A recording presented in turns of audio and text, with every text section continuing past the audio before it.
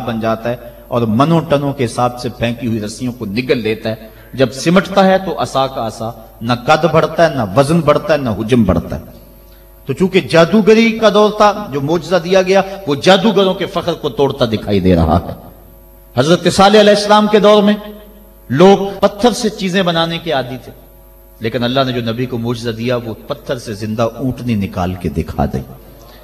حضرت عیسیٰ علیہ السلام کا دور دیکھ لیجئے، یہ طب کے عروج کا دور ہے. طب یونانی نے درجہ کمال حاصل کر لیا، ہر مرض کی تدبیر، تشخیص، علاج، معالجہ دریافت کر لیا گیا تھا، لیکن 3 امراض کا ان کے پاس علاج نہیں تھا. مادرزاد اندھے کی آنکھوں میں روشنی نہیں بھر سکتے تھے، کوڑی کے جسم کو شفا نہیں دے سکتے تھے، تیسرا ان کے پاس موت کا علاج نہیں تھا. اللہ نے اپنے نبی حضرت عیسیٰ علیہ السلام کے ہاتھوں میں یہ تینوں علاج رکھ دیے. وہ مادرزاد اندھے کی آنکھوں پہ ہاتھ رکھتے ہیں، اس میں روشنی آ جاتی ہے. کوڑی کے جسم کو ہاتھ پھیرتے ہیں، اس کو شفا مل جاتی ہے. اور مردے کو ٹھوکر مارتے ہیں، وہ اٹھ کے باتیں کرنے لگ جاتا ہے. ہر نبی کو جو معجزہ دیا گیا اس دور کے مطابق دیا گیا. اور جب میرے اور آپ کے آقا و مولا آئے، یہ زبان و بیان کا دور تھا. گھر گھر شاعر اور ادیب تھے، لوگوں کو اپنی زبان پہ، بیان پہ ناز تھا. جو سب سے بڑا معجزہ جو حضور کو دیا گیا وہ معجزہ قرآن دیا گیا. اور پھر اس کی حفاظت اللہ نے اپنے ذمہ کرم پہ لی. باقی کتابیں بھی تو اللہ کی تھی، لیکن ان کی حفاظت اللہ نے اپنے ذمہ کرم پہ نہیں لی، اس لیے کہ ان کتابوں کے بعد نئی کتاب نے آنا تھا. اگر ان میں تحریف راپ آ جاتی ہے، ان میں کمی بیشی ہو جاتی ہے، تو نئی کتاب آ کے اس خلا کو پورا کر دے گی. اس لیے حضور علیہ السلام کے سینے پہ اترنے والی کتاب قرآن مجید کی حفاظت اس نے اپنے ذمہ کرم پہ لی کہ اس کے بعد کوئی کتاب نہیں آئے گی، لہٰذا اس کے احکام غیر متبدل ہوں گے. کتاب زندہ قرآن حکیم، حکمت او لا یزالست و قدیم، اس کی حفاظت اپنے ذمے لے لی. قیامت تک آنے والی نسلوں کے دکھوں کا مداوع اس ایک کتاب قرآن مجید کے اندر رکھ دیا. اور اس کتاب سے وابستہ ہونے والا، اس سے روشنی اور نور لینے والا محروم نہیں رہ سکتا ہے. یہ قرآن اللہ کا پیغام ہے جو امت کے نام مصطفیٰ کی وساطت سے دیا گیا ہے. اللہ تعالیٰ گفتگو فرماتا ہے لوگوں سے کلام مجید کے پردے میں، بلکہ حضور نے ارشاد فرمایا تم میں سے اگر کسی کا اللہ سے باتیں کرنے کو جی چاہے تو وہ قرآن کھول کے بیٹھ جائے. قرآن اللہ سے ہم کلام ہونا ہے، اللہ سے سرگوشیاں کرنا ہے، اللہ سے باتیں کرنا ہے. کاش ہم قرآن مجید کے مفہوم کو اور قرآن مجید کے معانی و مطالب کو سمجھ کے اس کو پڑھنے کی کوشش کریں. آج اس امت کا المیہ یہی ہے کہ اس نے قرآن مجید کو چھوڑ دیا ہوا ہے. ہم نے بطور رسم قرآن مجید کو اپنایا ہے، رسم کے طور پہ پڑھتے ہیں، لیکن اس کو جس مقصد کے لیے نازل کیا گیا تھا وہ مقصد ہمیں حاصل نہیں ہے. میں آپ سے ایک سادہ سا سوال کرنا چاہوں گا. آپ کا بچہ انگلش میڈیم سکول میں پڑھتا ہو، آپ 2 4 5 10 ماہ کے بعد اس کا اختبار کریں، امتحان لیں اس کا، وہ انگلش فر بولتا ہو، لہجہ بھی ٹھیک ہو، سپیلنگ بھی اسے آتے ہوں، لیکن آپ دیکھیں کہ اس کو معنی و مطالب سے آگے ہی نہیں ہے، تو آپ پوچھیں کہ بیٹا اس کا ترجمہ کیا، تو وہ کہے کہ ٹرانسلیشن تو کرائی نہیں جاتی وہاں. تو آپ ایسے سکول میں اپنے بچے کو پڑھانا گوارا کریں گے جہاں لفظ سکھائے جاتے ہو، مفہوم نہ بتایا جاتا ہو، جہاں الفاظ تو پڑھائے جاتے ہو، ریڈنگ تو کروائی جاتی ہو، لیکن ٹرانسلیشن نہ کروائی جاتی. آپ کہیں گے خاک پڑا، لفظ فر بولتا ہے، معنی و مطالب نہیں جانتا. لیکن افسوس ہم قرآن مجید کی تلاوت پہ ہی مطمئن ہو جاتے ہیں، اس کی ریڈنگ کو ہی کافی سمجھ لیتے ہیں، اور اس کے مفہوم کیا ہیں، مطالب کیا ہیں، مالک کا پیغام ہمارے نام کیا ہے، ہم اس کو سمجھنے کی زحمت گوارا نہیں کرتے. اور بسا اوقات ہوتا ہے کہ قاری قرآن تلاوت کر رہا ہے اور سننے والے جھوم رہے ہیں، سبحان اللہ پکار رہے ہیں، اور وہ ان آیات پر مشتمل تلاوت کر رہا ہے جن میں عذابوں کا تذکرہ موجود ہے. استغفر اللہ کہنے کا موقع تھا، لیکن ہمیں پتہ ہی نہیں ہے کہ کہا کیا جا رہا. ہمارے نام جو اللہ کا پیغام ہے ہم نے اس کو سمجھنے کی کوشش نہیں کی.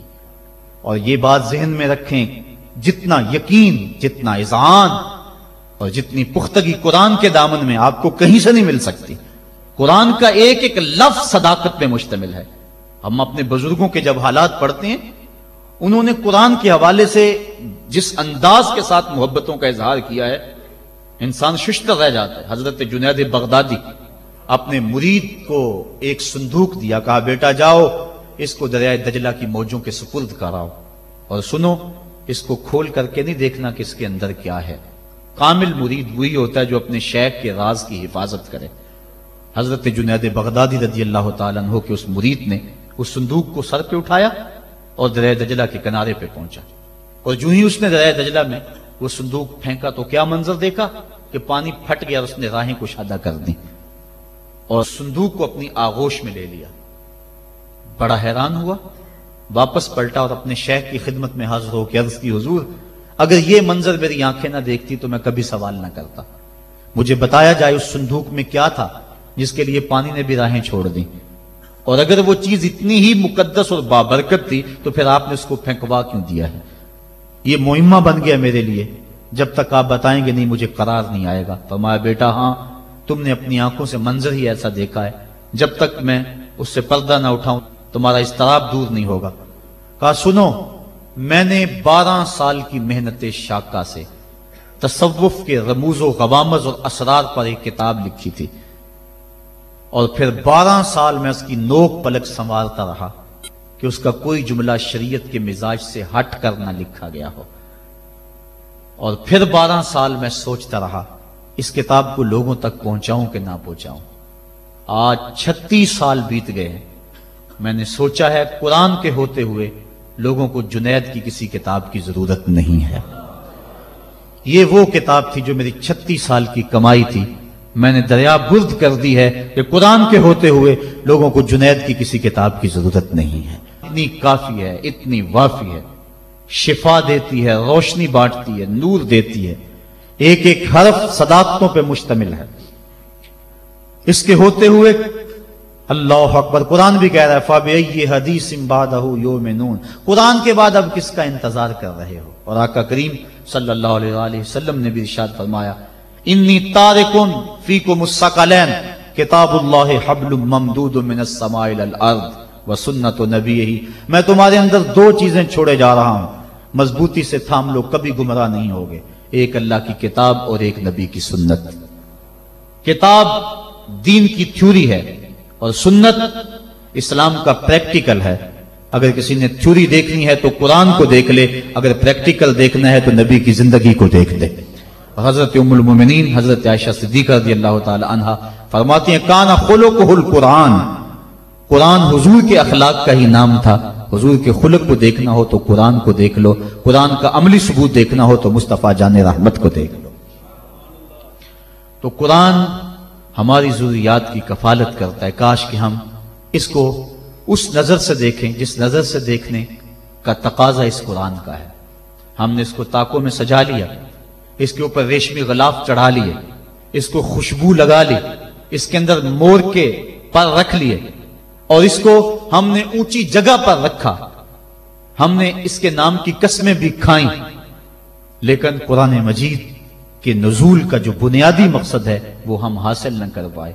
اس بات کا انکار نہیں ہے کہ قرآن مجید کی تلاوت کر کے مرنے والوں کی روح کو اصال ثواب کیا جائے تو ان کی قبر میں نور اترتا ہے، اس کے شواہد موجود ہیں، اس بات کا بھی انکار نہیں۔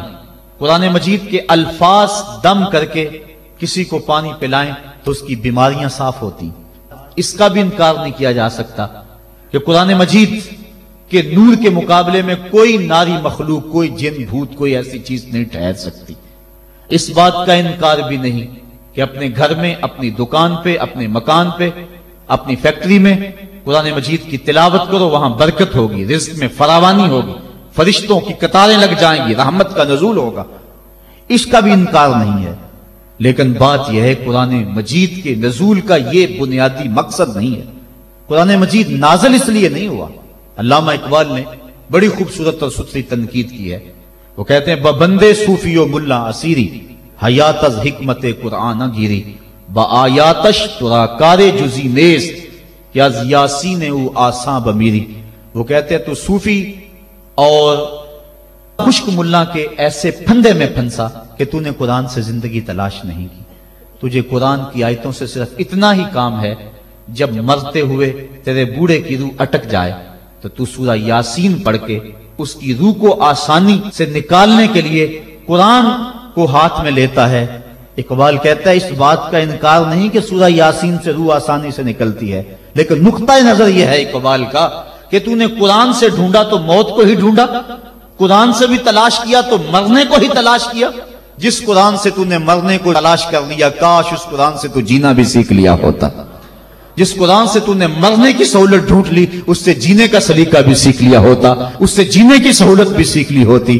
ہم نے قرآن سے بھی جو ہے وہ موت کو ہی تلاش کرنا چاہا۔ آؤ قرآن کے دامن میں جو روشنیاں ہیں، قرآن کے دامن میں جو زندگیاں ہیں، قرآن کے حرف حرف کے اندر جو حیات کے اصول رکھے گئے ہیں، جینے کے جو ڈھب اور طریقے سکھائے گئے ہیں، ان سے ہم روشنی اور نور حاصل کر کے اپنی زندگی کو سنوار لیں۔ قرب قیامت کے فتنوں کا تذکرہ کرتے حضور نے ارشاد فرمایا، لا یبقى من القرآن الا رسمہ ولا یبقى من الاسلام الا اسمہ مساجدہم عامرۃ وہی خراب من الہدی۔ ایک وقت آئے گا کہ اسلام صرف نام کا رہ جائے گا، قرآن صرف رسم کے طور پہ پڑھا جائے گا، اور مسجدیں زیب و زینت کے لحاظ سے تو آباد ہوں گی لیکن ہدایت کے نور سے خالی ہوں گی۔ کیا آج وہ وقت آ نہیں گیا کہ ہم قرآن کو صرف رسم کے طور پہ پڑھ رہے ہیں؟ قرآن مجید کے مفاہیم و مطالب سے ہمیں آگہی ہی نہیں ہے، اس پر عمل کرنے کی ہماری کوششیں ہی نہیں ہیں۔ ہم اپنی زندگی، اپنے معاشرتی نظام کو قرآن کے مطابق ڈھالنے کی کوشش میں لگتے ہی نہیں ہیں۔ کاش کہ یہ معاشرہ قرآنی معاشرہ ہو جائے، پھر زندگی کے سارے دکھ ختم ہو جائے اور زندگی میں بہاریں آ جائیں۔ یہ زندگی کے سارے دکھ، یہ زندگی کی ساری مصیبتیں اس لیے ہیں کہ ہم قرآن سے ہٹے ہوئے ہیں۔ قرآن کے دامن سے لپٹ جائیں، زندگی میں رونق آ جائے، زندگی میں بہاریں آ جائیں، ہر سمت محبتوں کے پھول کھل اٹھے اور نفرتوں کے کانٹے خود بخود ہی ختم ہو جائے اگر ہم قرآن پہ آ جائیں تو۔ لیکن ہم نے قرآن کو بطور رسم اپنایا، لا یبقى من القرآن الا رسمہ، قرآن کو رسم کے طور پہ ہم پڑھ رہے ہیں، ورنہ یہ قرآن تو مردہ دلوں میں زندگی کی روح پھونکنے والا ہے۔ وہ جو قتل کرنے کے منصوبے تیار کر کے گھر سے نکلتے ہیں اور ہاتھ میں تلوار لیتے ہیں، آج بانی اسلام کا کلا کما کر دیں گے۔ سورہ طٰہٰ کی ابھی چند آیتیں ان کے کانوں میں پڑتی ہیں تو ان کے سارے پروگرام بدل کے رہ جاتے ہیں۔ جو بانی اسلام کے چراغ کو گل کرنے کے عزم لے کر گھر سے نکلتے ہیں، گلے میں پٹکا ڈالا ہوا ہے اور اپنے بہنوئی کے ہاتھ میں دیا ہے، کہا مجرم بنا کے حضور کی خدمت میں پیش کر دو۔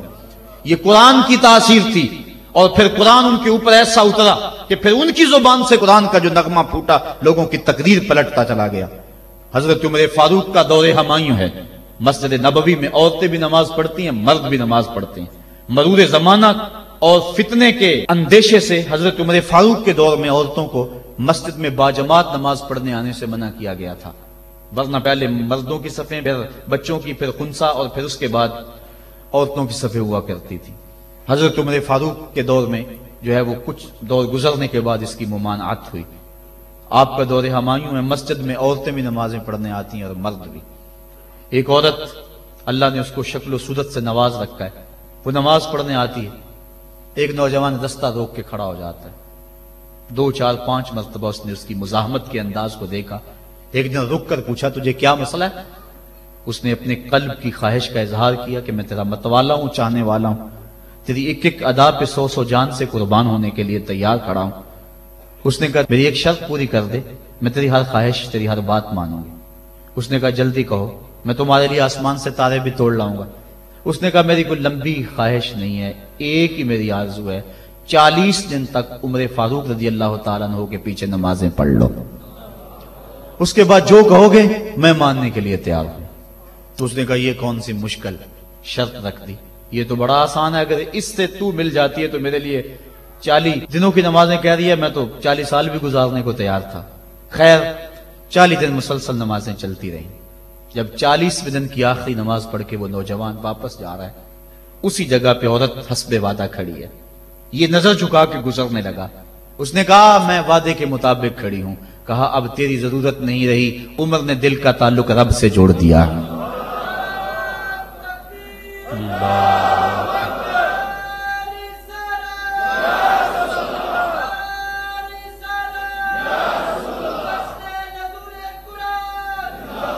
اگر ہم 40 سال ہمارے پیچھے لوگ نمازیں پڑھتے رہیں اور ان میں تبدیلی نہ آئے تو پھر ہمیں سوچنا چاہیے نا، مجھے سوچنا چاہیے کہ 40 سال ہو گئے ایک بندہ میرے پیچھے نماز پڑھا رہا، اس میں تبدیلی نہیں آ رہی، 40 دن نماز پڑھی، قرآن دل سے نکلا اور زبان کے ذریعے سے دل میں پیوست ہو گیا، دل کی دنیا بدل گئی۔ کاش کہ وہ لوگ دوبارہ منصہ شہود پہ آ جائیں اور وہ لوگ دوبارہ مسلوں کی زینت بن جائیں جن کے لبوں سے قرآن جب نکلتا ہے تو فرشتے بھی آفرین آفرین کرتے ہیں، اور قرآن دلوں پہ اثر کرتا ہے اور دلوں کے زنگ اترتے ہیں اور روحوں کو قرار ملتا ہے۔